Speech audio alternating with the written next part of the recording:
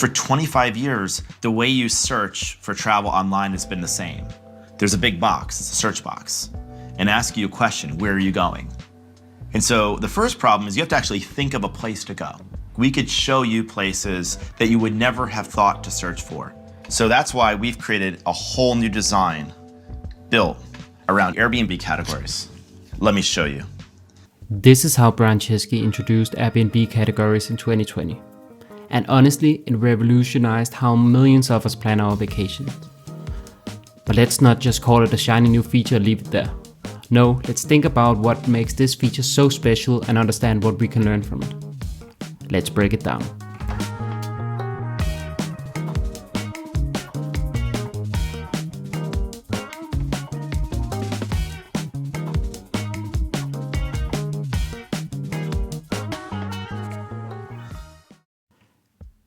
Back in the day, Airbnb worked like most travel sites. You type in your destination and boom, you get a list of places. This works fine if you already knew where you were going. But if you're just daydreaming about a vacation, not so much. It felt more like doing homework than planning an escape. Like Brian just said before, for 25 years, the way you search for travel online has been the same. This is honestly a problem that most platforms face. They have so much content and it's so difficult to know exactly what to show the users. If we take a step back, let's first define two terms. Search is about typing in a keyword and getting relevant results. Browse is about giving the user inspiration when they don't know exactly what they're looking for. In Airbnb's case, they did fine when it came to search, but browse not so much, because you still needed to search for a location. Before diving into the solution, let's spend a bit more time exploring the problem. Imagine how weird it would be if Netflix only allowed you to search for a specific title. No browsing or no trending shows, no because you watched suggestions, just a blank search box. That sounds pretty bad, right? Or take Spotify. What if you could only find music by typing in a name of a song or artist?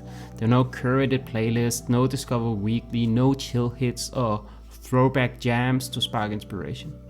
These platforms thrive because they help you stumble upon something you didn't know you wanted. And that's what Airbnb needed to tackle. Categories are Airbnb's answer to the I don't know where I'm going problem. Instead of starting with a location, they flip the script. Now you could start with an experience, like do you want to stay in a tiny home, a treehouse, or maybe even a windmill? Yes, that's apparently a thing. This change isn't just clever, it's transformative. Categories spark curiosity. They are a nudge to explore something you didn't even know you wanted. So here's why it works. Number 1, meeting users where they are. Not all travelers have a clear destination in mind. By focusing on experiences, Airbnb taps into the aspirational side of traveling. You're not just booking a place to stay, you're crafting a story to tell to your friends. 2. Simplicity over curation. With over 7 million listings, the paradox of choice is real. It's like when you stand in a supermarket and instead of only there being one ketchup bottle, there are like 200 different ones. It's so difficult to feel like you're making the right choice. Categories streamline the overwhelming options into something manageable and more inspiring.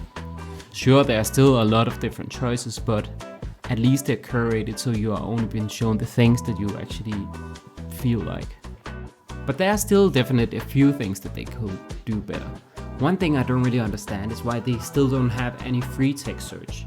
Why can't I search for like cool places in Canada or good places if you have babies or something like that? This seems like a problem that should have been solved for years and it's still not solved at all. Secondly, as I briefly mentioned before, the paradox of choice lives on. Even with categories, I sometimes find myself overwhelmed by the sheer number of options.